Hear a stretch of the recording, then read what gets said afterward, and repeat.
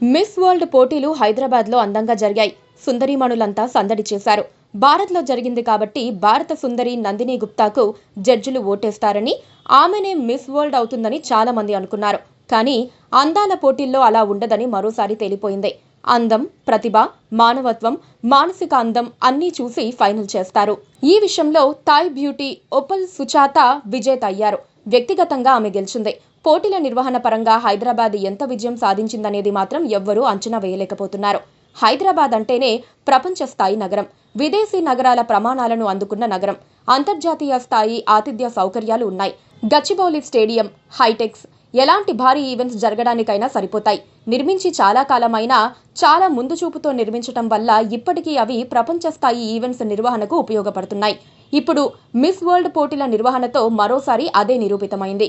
ఏ చిన్న లోపం లేకుండా హైదరాబాద్ ఆతిథ్యమిచ్చింది. ప్రభుత్వం స్వయంగా ఈ కార్యక్రమాన్ని స్పాన్సర్ చేసింది.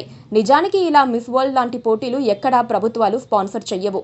అదో ప్రైవేటు వ్యవహారం, పూర్తిగా వేరే లోకంలో ఉండే మనుషులకు సంబంధించింది.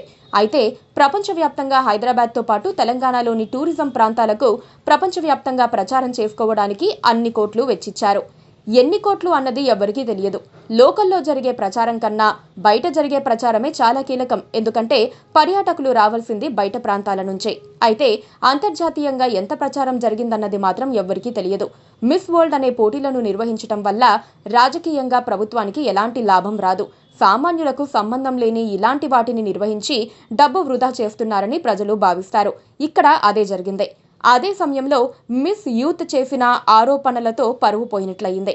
హైదరాబాద్లో నడమంత్రపు సిరి ఉన్న వారికి ఈ వేడుకలు ఓ పబ్లిసిటీ స్టంట్లా మారాయి. మెగా కుటుంబానికి సుధారెడ్డి పెద్ద ఎత్తున ఖర్చు పెట్టి పార్టీలిచ్చారు. ఆమెను మిస్ వరల్డ్ గ్లోబల్ అంబాసిడర్గా ప్రకటించారు. మిస్ యూత్ చేసిన ఆరోపణలపై ఇంతవరకు స్పష్టత లేదు. ప్రభుత్వం కమిటీ వేసింది. తెలంగాణ ప్రభుత్వం అనేక రకాల నిర్వాకాలు చేస్తూ డబ్బు వృధా చేస్తోందన్న ఆరోపణలు ఉన్నాయి. ఈ మిస్ వరల్డ్ కూడా ఆ ఖాతాలోకే చేరింది.